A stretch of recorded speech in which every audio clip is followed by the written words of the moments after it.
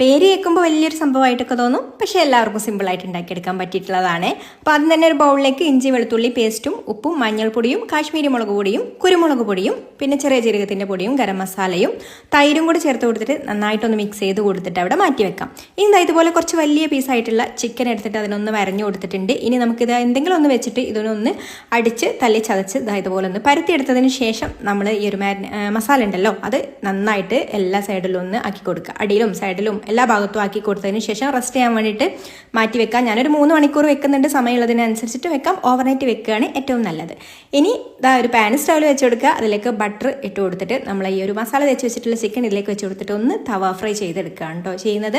അപ്പോൾ വലിയ പീസായതുകൊണ്ട് തന്നെ കുക്കാവാൻ വേണ്ടിയിട്ട് ലോ ഫ്ലെയിമിൽ വെച്ചിട്ട് അടച്ച് വെച്ചിട്ട് നന്നായിട്ടൊന്ന് കുക്ക് ചെയ്തെടുക്കുക. ഇടയ്ക്കിടയ്ക്ക് തിരിച്ചും മറിച്ചൊക്കെ ഇട്ട് കൊടുക്കണം കേട്ടോ. എന്നിട്ട് ഈ ഒരു രീതിക്ക് ആയി വന്നാൽ ഇനി നമുക്ക് ഇതിലേക്ക് ഒരു സോസ് റെഡിയാക്കി എടുക്കാനുണ്ട്. ഒരു ചീസി മയോണൈസ്. മയോണൈസിന് വേണ്ടിയിട്ട് ഞാനിവിടെ പുഴുങ്ങിയ ഉരുളക്കിഴങ്ങാണ് കേട്ടോ എടുത്തിട്ടുള്ളത്. അപ്പോൾ പുഴുങ്ങിയ ഉരുളക്കിഴങ്ങും വെളുത്തുള്ളിയും പാലും വിനാഗിരിയും ഉപ്പും പിന്നെ കുറച്ച് ഓയിലും കൂടി ചേർത്ത് കൊടുത്തിട്ട് നന്നായിട്ടൊന്ന് അടിച്ചെടുത്തതിന് ശേഷം ഫ്രഷ് ക്രീമും ചീസും കൂടി ചേർത്ത് കൊടുത്തിട്ട് അടിച്ചെടുക്കാം. ഞാൻ ചീസ് മൊസറല്ല ചീസാണ് കേട്ടോ എടുത്തിട്ടുള്ളത്. സ്ലൈസ് ചീസ് ആയാലും മതി. അപ്പോൾ അത് നമ്മുടെ സോസ് റെഡിയായി. ഇനി ഈ ഒരു ചിക്കൻ്റെ മുകളിലൂടെ ഇതുപോലെ നന്നായിട്ടൊന്ന് സ്പ്രെഡ് ചെയ്ത് കൊടുത്തിട്ട് അടച്ച് വെച്ചിട്ട് ലോ ഫ്ലെയിമിൽ വെച്ചിട്ട് ഒന്ന് അങ്ങ് ചൂടാക്കി കഴിഞ്ഞാൽ നമ്മുടെ ഇപ്പോൾ ട്രെൻഡിങ് ആയിട്ടുള്ള ഇഫ ചിക്കൻ റെഡിയായി. ഇഷ്ടമായിട്ടുണ്ടെങ്കിൽ ലൈക്ക് ചെയ്യാനും കൂടുതൽ റെസിപ്പീസിന് പേജ് ഫോളോ ചെയ്യാനും കൂടി മറക്കല്ലേ.